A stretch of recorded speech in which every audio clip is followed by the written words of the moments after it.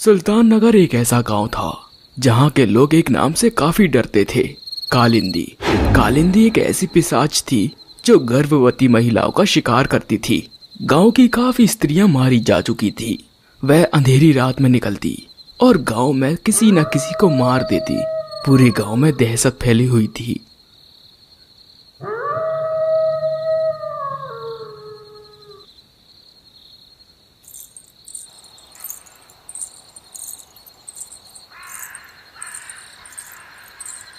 अंधेरी रात में एक गर्भवती स्त्री हाथों में मसाल पकड़े हुए अपने घर की ओर जा रही थी। उसके चेहरे पर एक अजीब सा डर था।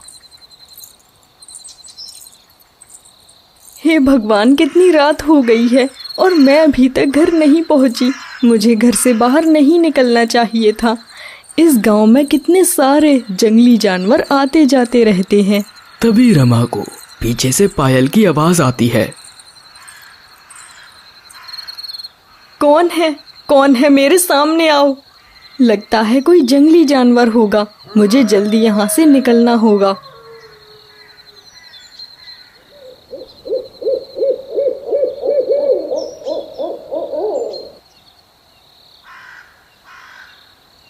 अरे बेटी, तू इतनी रात को कहाँ घूम रही है, और वो भी ऐसी हालत में? तुझे उसका डर नहीं लगता क्या? डर? किसका डर माँ जी? बेटा, इस गांव में एक कालिंदी नाम की पिशाचनी रहती है। वह रात के समय निकलती है और गर्भवती स्त्रियों को मार देती है। गांव में बहुत सारे लोगों ने अपनी पत्नी और बच्चों को खोया है। तू एक काम कर, मेरे घर रुक जा, कल सुबह होते ही चले जाना। अरे नहीं माँ जी, मेरा घर पास ही में है और मैंने भी उन कहानियों को सुना है। मेरे पति इन बातों पर विश्वास नहीं करते। चलो अब मैं चलती हूँ। भगवान तेरी और तेरे बच्चे की रक्षा करे। संभल कर जाना। जिसके बाद वह स्त्री वहां से चली जाती है और चारों ओर अंधेरा ही अंधेरा था।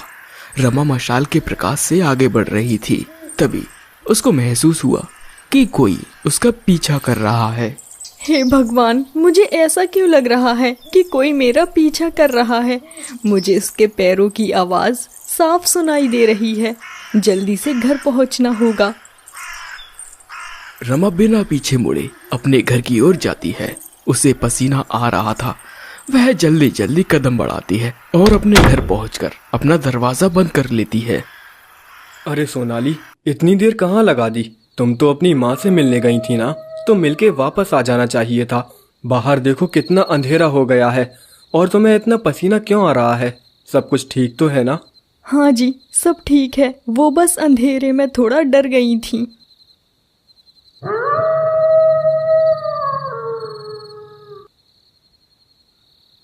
आधी रात में रमा को प्यास लगती है।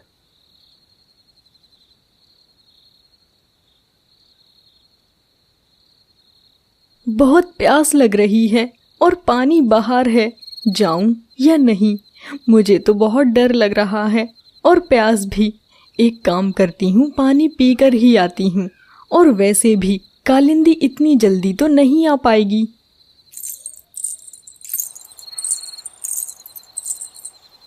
सोनल पानी ही पीने वाली थी कि तभी उसे पीछे पेड़ से एक आवाज आती है। जैसे ही उसने पीछे मुड़कर देखा, उसके हाथों से गिलास नीचे गिर गया। अरे यह कौन है? बचाओ बचाओ संदीप, जल्दी बाहर आओ। कालिंदी ने पलक झपकते ही सोनल को पकड़ लिया और हवा की रफ्तार से जंगल में ले गई। अरे सोनल, ओ सोनल, इतनी रात को कहाँ चली गई? कहीं गांव वालों की बात सच तो नहीं? नहीं, ऐसा नहीं हो सकता। संदीप बाहर आकर देखता है, लेकिन सोनल उसे कहीं नहीं दिखाई देती। अरे सोनल कहाँ चली गई? मैंने उसे रात को बाहर निकलने से मना किया था, उसने मेरी बात नहीं मानी।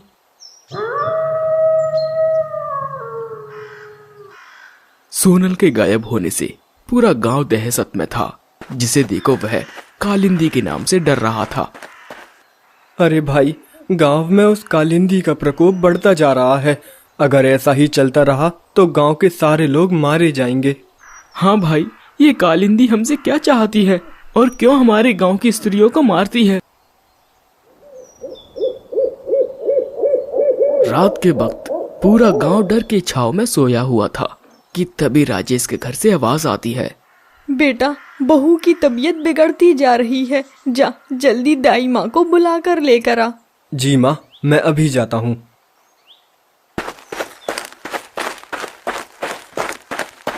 राजेश भागता हुआ दाई माँ के घर जाता है। अरे कौन है भैया, अभी आती हूँ, थोड़ा सब्र करो। कमला दरवाजा खोलती है और राजेश उससे कहता है, दाई माँ जल्दी मेरे घर चलिए।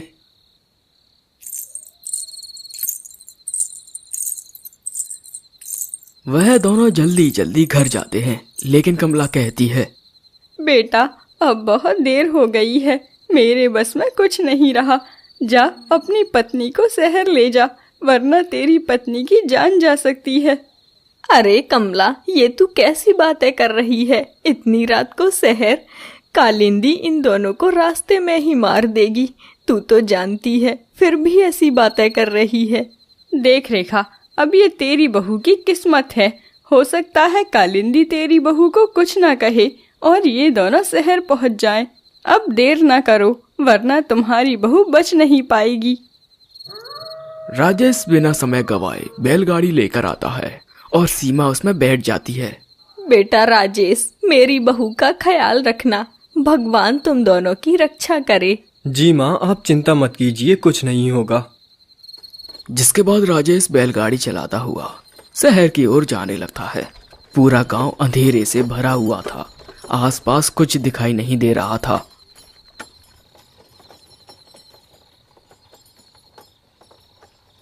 अरे जी, कितनी देर और लगेगी, हम कब तक शहर पहुंचेंगे? मुझे तो बहुत डर लग रहा है। अरे सीमा, तुम चिंता मत करो, बस हम शहर पहुंचने ही वाले हैं, मैं तुम्हें कुछ नहीं होने दूंगा। राजेश बैलगाड़ी चला रहा था कि तभी उसे पीछे से पायल की आवाज आती है। जैसे ही पीछे देखता है, उसकी पत्नी वहां नहीं थी। वह जल्दी ही बैलगाड़ी से नीचे उतरता है। अरे सीमा तुम कहाँ चली गई? तभी तेज हवाएं चलने लगती हैं और आसपास के पेड़ पौधे अशांत हो जाते हैं, मानो पूरा जंगल कालिंदी के डर से कांप रहा हो। और राजेश देखता है, सीमा ठीक उसके सामने खड़ी थी, लेकिन उसके पीछे एक भयानक साया था जिसने सीमा को पकड़ रखा था। राजेश, मुझे बचाओ राजेश। हे भगवान, ये तो वही है, अब मैं अपनी पत्नी को कैसे बचाऊं? तभी कालिंदी सीमा को बहुत तेजी से जंगल में ले जाती है और राजेश भी उसके पीछे पीछे भागता है। लेकिन जंगल में जाते ही सब कुछ पहले की तरह ही शांत हो जाता है। सीमा कहाँ हो तुम? हे भगवान, ये क्या हो गया? सीमा, मैं तुम्हें कुछ नहीं होने दूंगा, मैं तुम्हें ढूंढ कर ही रहूंगा। राजेश पागलों की तरह घने जंगलों में अपनी सीमा को ढूंढ रहा था। उसे अपने प्राणों की चिंता नहीं थी, बस वह अपनी पत्नी को खोजने में लगा था।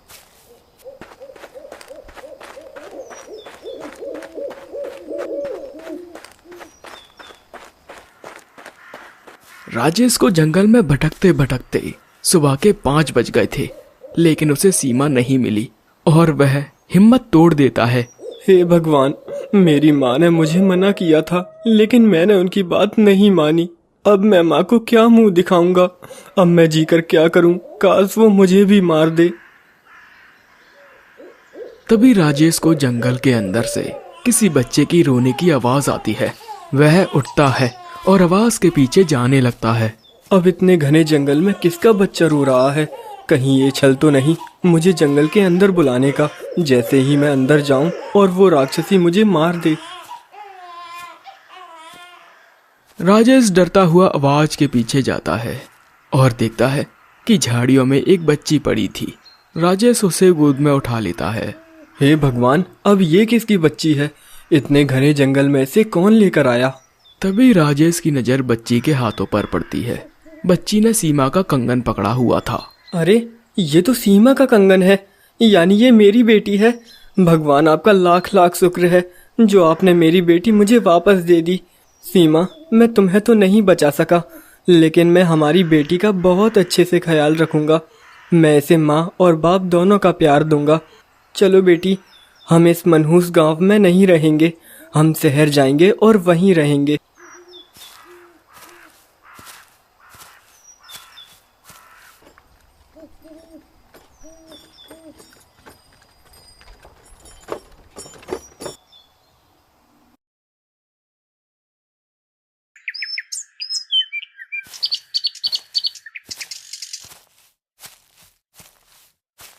अरे पिताजी, आप आ गए।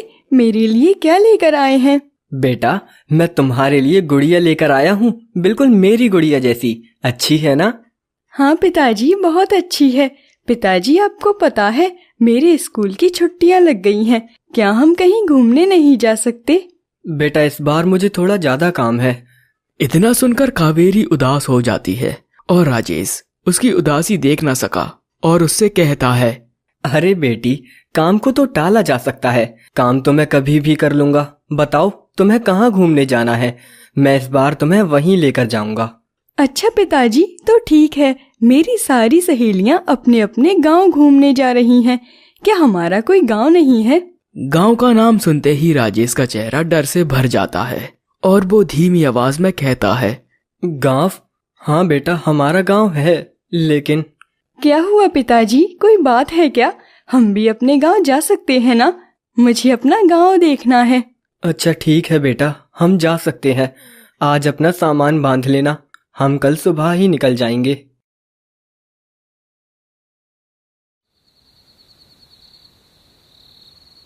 राजेश को रात भर नींद नहीं आती। वह बस आज से 5 साल पहले घटी घटना के बारे में सोच रहा था। हे भगवान, मैं अपनी बच्ची को मना भी नहीं कर सकता, लेकिन आज भी अगर मैं उस हादसे के बारे में सोचता हूँ तो मेरी रूह कांप जाती है। वो भयानक साया आज भी मेरी आंखों के सामने आता है।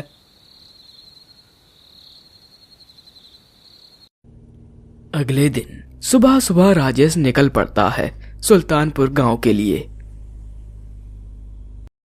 पिताजी, बहुत मजा आएगा। आज मैं भी अपने गांव को देखूंगी। वैसे पिताजी, हमारा गांव है तो हम शहर में क्यों रहते हैं? बेटा कावेरी, मैं तुम्हें वहाँ ले तो जा रहा हूँ, लेकिन तुम अकेले गांव में नहीं घूमना। तुम्हें जहाँ भी जाना है मुझसे कहना। ठीक है पिताजी, नहीं जाऊंगी।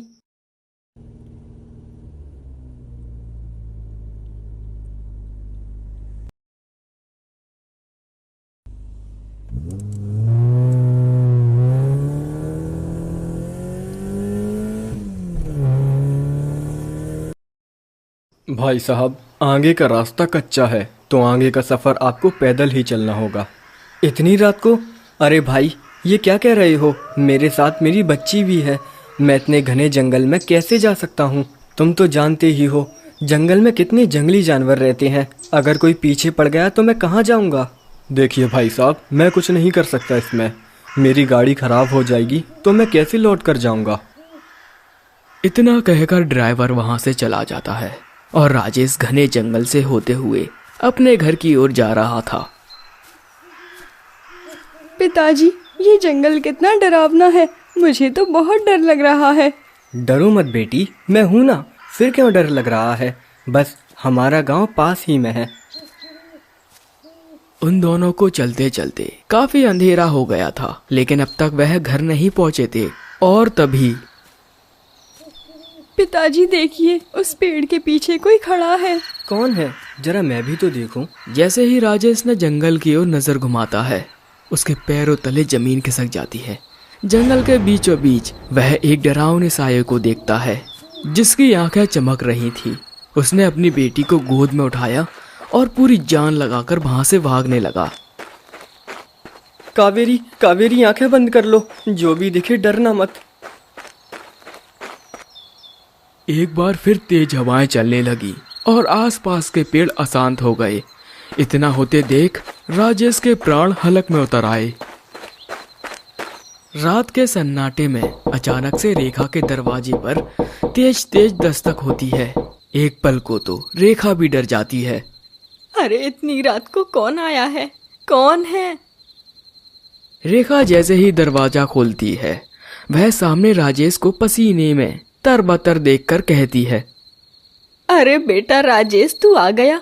मैं तेरा कब से इंतजार कर रही हूँ। तू 2 दिन की कह कर गया था और आज 5 साल बाद लौट कर आया है। चल अंदर आ जा और पानी पी ले। माँ, ये आपकी पोती है कावेरी। मेरी पोती? आजा बेटा, मेरे गले लग जा। तुझे मैंने कितना याद किया था। मुझे तो पता ही नहीं था कि मेरी एक पोती भी है। रेखा कावेरी को गले लगा लेती है। आप मेरी दादी माँ हैं। आपके बारे में पिताजी ने मुझे कई बार बताया था। हाँ बेटी, मैं ही हूँ तेरी दादी। अब ये बता, तेरी माँ कहाँ है? अरे राजेश, मेरी बहू कहाँ है? वो नहीं आई। इतना सुनते ही राजेश का चेहरा उतर जाता है और रेखा घबरा कर कहती है, बेटा मत कहना, कह दे कि ये झूठ है, वो शहर में ठीक है। नहीं माँ, ये सब सच है। यहाँ से जाने के बाद ही उस चुड़ैल ने सीमा को मार दिया। मुझे तो लगा मैंने अपनी पत्नी और बच्चे दोनों को खो दिया, लेकिन सुबह सुबह मुझे कावेरी के रोने की आवाज़ आई और मैं इसे लेकर शहर चला गया। और ठीक वही घटना आज मेरे साथ फिर हुई, लेकिन भगवान का शुक्र है हम दोनों ही बच गए।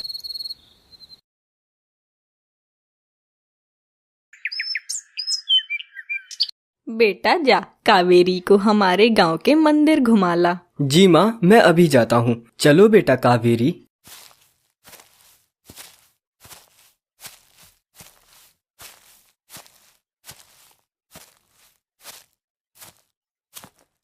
पिताजी, मंदिर और कितनी दूर है? मैं तो चलते चलते बहुत थक गई हूँ। अरे बस बेटा, हम पहुँच ही गए।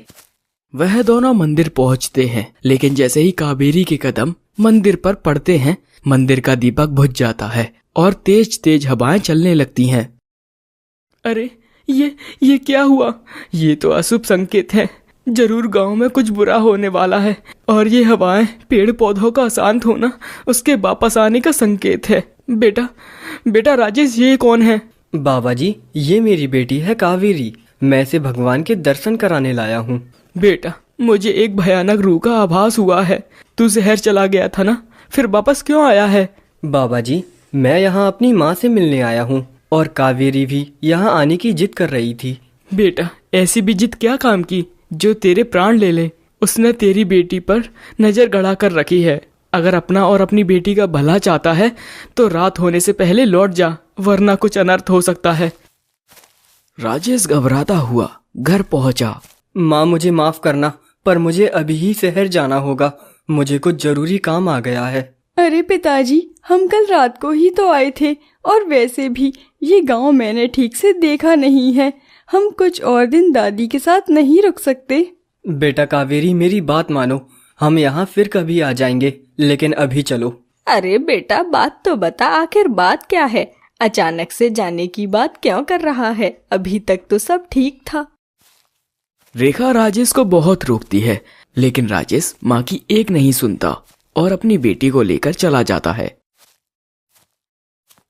मुझे इस गांव में आना ही नहीं चाहिए था। मैं कैसे भूल सकता हूँ? इस गांव ने मुझसे मेरी पत्नी को छीना था। अब मैं अपनी बेटी को मुझसे दूर नहीं होने दूंगा। राजेश और कावेरी घने जंगल से गुजर रहे थे, लेकिन तभी राजेश को पीछे से पायलों की आवाज आती है। वह जैसे ही पीछे मुड़कर देखता है, पूरा दृश्य बदल चुका था। चारों ओर का उजाला काले अंधेरे में बदल गया, मानो आधी रात हो रही हो। अरे अरे, ये क्या हो गया? अभी तो सुबह थी, लेकिन अचानक से रात कैसे हो गई? तभी तेज हवाएं चलने लगती हैं और राजेश बहुत डर जाता है। वह अपनी बेटी कावेरी को जोर से पकड़ लेता है। मुझे माफ कर दो, मैं इस गांव को छोड़कर नहीं जाऊंगा। मुझे और मेरी बेटी को छोड़ दो। राजेश डर से कांप रहा था। कावेरी को भी कुछ समझ नहीं आ रहा था और हवाएं चलना बंद हो गई थी। जब राजेश ने आंखें खोली तो सब कुछ पहले जैसा हो गया था। पूरा जंगल उजाले से भर गया और पेड़ भी शांत हो गए थे और राजेश अपनी बेटी को लेकर वापस अपने घर लौट आया। अरे बेटा, तू वापस घर लौट आया? मेरी तो कुछ समझ नहीं आ रहा है। आखिर तू करना क्या चाहता है? माँ, हम यहाँ फंस कर रह गए हैं। उस कालिंदी ने हम दोनों को जाने नहीं दिया। अगर मैं जाता तो वो जरूर ही हम दोनों में से किसी को मार देती, इसीलिए मैं लौट आया। अरे बेटा, हम सब भी सालों से इसी गांव में कैद हैं। हम इस गांव में आ तो सकते हैं, लेकिन कोई भी इस गांव से जा नहीं सकता। तुझे क्या लगा तेरे जाने के बाद मैंने शहर आने की कोशिश नहीं की? बेटा, मैंने बार बार शहर आने की कोशिश की, लेकिन उस साये ने मुझे रोक दिया। अब तू भी यहीं रह अपनी बेटी के साथ।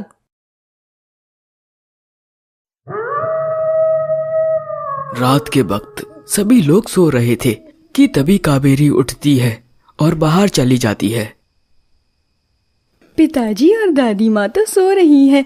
उन्हें तो पता भी नहीं चलेगा कि मैं रात को बाहर सैर करने गई थी। अब मैं आराम से पूरे गांव को घूम सकती हूँ। कावेरी गांव में घूमते घूमते जंगल के पास चली जाती है और रास्ता भटक जाती है। अरे मैं तो फिर से इसी डरावने जंगल में आ गई। मुझे तो घर का रास्ता भी नहीं पता। अब मैं घर कैसे जाऊं? तभी कावेरी देखती है कि एक औरत लाल साड़ी पहनकर वहां से गुजर रही थी। काकी, काकी सुनिए, मैं यहाँ का रास्ता भटक गई हूँ। एक बार तो सुन लीजिए काकी। वह औरत कोई जवाब नहीं देती और ना ही कावेरी की सुनती। कावेरी उस औरत के पीछे पीछे जाने लगती है। पता नहीं इन काकी को क्या हुआ है, ये मेरी बात सुन ही नहीं रही। काकी सुनिए। जैसे ही कावेरी ने आवाज लगाई, वह औरत कावेरी की ओर देखती है। कावेरी उसका चेहरा देखकर बहुत डर जाती है और बेहोश हो जाती है। जंगल के पास से ही एक गांव वाला गुजर रहा था। मैं इस कालिंदी की हकीकत जान कर रहूंगा। मैं जानता हूँ ये कोई पिशाच नहीं बल्कि एक झूठ है जिसका खुलासा मैं करूंगा। गांव वाला चलते चलते जंगल के काफी अंदर तक चला जाता है। आज तक वहां कोई नहीं गया था। बस मुझे कोई ऐसी चीज मिल जाए जिससे मैं गांव वालों को बता सकूं कि कालिंदी कोई पिशाच नहीं, झूठ है। गांव वाला ऐसी जगह चला जाता है जहां जाने पर आज तक कोई जीवित नहीं बचा, और उसने जो देखा उसे अपनी आंखों पर विश्वास ही नहीं हुआ। वह देखता है कि जंगल के बीचों बीच एक मंदिर बना है जिसमें एक बेहद ही डरावनी मूर्ति थी। अरे ये तो वही मंदिर है जिसके बारे में पिताजी ने मुझे बताया था। उन्होंने कहा कि आज से 300 साल पहले गांव भगवान की नहीं शैतान की पूजा करता था, और ये वही मंदिर है। तभी वहां कालिंदी आ जाती है और उसे मंदिर के पास देख बहुत क्रोधित होती है और उसे मार देती है।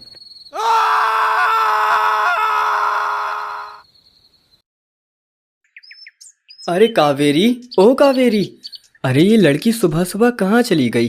क्या हुआ बेटा, सुबह सुबह क्यों चिल्ला रहा है? माँ, मैंने कावेरी को हर जगह देख लिया पर वो मुझे कहीं नहीं मिली। मुझे तो बहुत चिंता हो रही है, कहीं मेरी बेटी को कुछ हो न गया हो। बेटा तू चिंता मत कर, चल हम गांव में ढूंढते हैं, शायद कहीं बाहर चली गई होगी। राजेश और रेखा दोनों कावेरी को ढूंढने गांव में जाते हैं और राजेश ने गांव में देखा एक जगह भीड़ लगी हुई थी। वह जल्दी से वहां जाता है।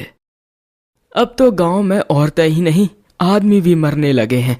उस कालिंदी का प्रकोप समय के साथ बढ़ता ही जा रहा है। अगर हमने समय रहते कुछ नहीं किया तो कालिंदी का गुस्सा हमें भी खा जाएगा। कल रात को राघव को जंगल जाते देखा था और आज पता चला है कि वो मर चुका है। मैं एक महान तांत्रिक को जानता हूँ जिसने काफी गांवों के श्रापों को मिटाया है। मैं जाऊंगा उनके पास, पर ये बताओ मेरे साथ कौन आएगा? सरपंच जी, मैं जाऊंगा आपके साथ। मेरी बेटी कावेरी सुबह से नहीं मिल रही है, मैं उसके लिए बहुत परेशान हूँ। अगर उसे कुछ हुआ तो मैं नहीं जी पाऊंगा।